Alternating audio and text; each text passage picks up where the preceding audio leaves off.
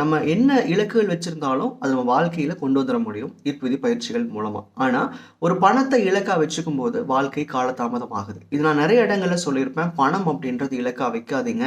இவ்வளவு கோடிகள் நான் அக்கௌண்ட்ல வச்சிருக்கணும், இவ்வளவு லட்சங்கள் நான் சம்பாதிக்கணும், இந்த மாதிரி ஒரு சேலரி இருக்கணும், இவ்வளவு ப்ராஃபிட் அண்ட் பிசினஸ்ல வரணும் நீங்க வைக்கும் போதே நீங்க பணத்தினோட ஆற்றலை புரிஞ்சுக்கலன்னு அர்த்தம்.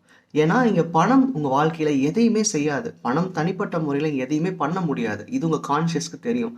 அப்போ ஒரு பணத்தை இலக்கா வைக்கும்போது ஒரு 1000 2000 ஒரு 10,000 உங்க தேவைக்கும் கம்மியா எவ்வளவு வேணா உள்ள கொண்டு வந்துட முடியும். ஈர்ப்பு விதியின் மூலமா நடந்துரும். ஆனா அந்த பணம் உங்க வாழ்க்கையை மாத்துமான்னு கேட்டா கிடையாது. ஸோ பணத்தை நோக்கி இலக்குகள் வைக்காதீங்க. இதை பத்தி நிறைய தெரிஞ்சுக்கணும்.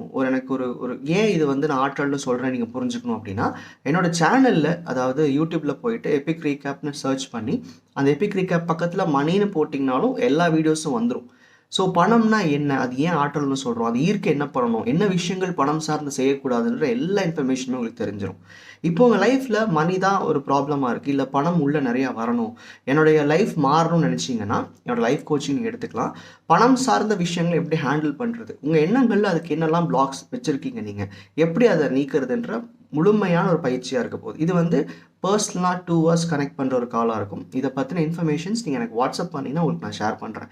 ஈர்ப்பு விதியில் பயிற்சிகள் அப்படின்றது எல்லாருக்கும் பொதுவானதான், எல்லாரும் ஃபாலோ பண்ணலாம். பட் லைஃப் கோச்சிங் வரும்போது எல்லாத்துக்கும் இது பொருந்தாது. ஸோ அப்படி நீங்கள் எனக்கு வாட்ஸ்அப் பண்ணிங்கன்னா இது உங்களுக்கு பொருந்துமா, இது உங்களுக்கு உண்மையிலே தேவையான்னு பார்த்துட்டு தேவையானா உங்களுக்கு சஜஸ்ட் பண்ணுவேன்.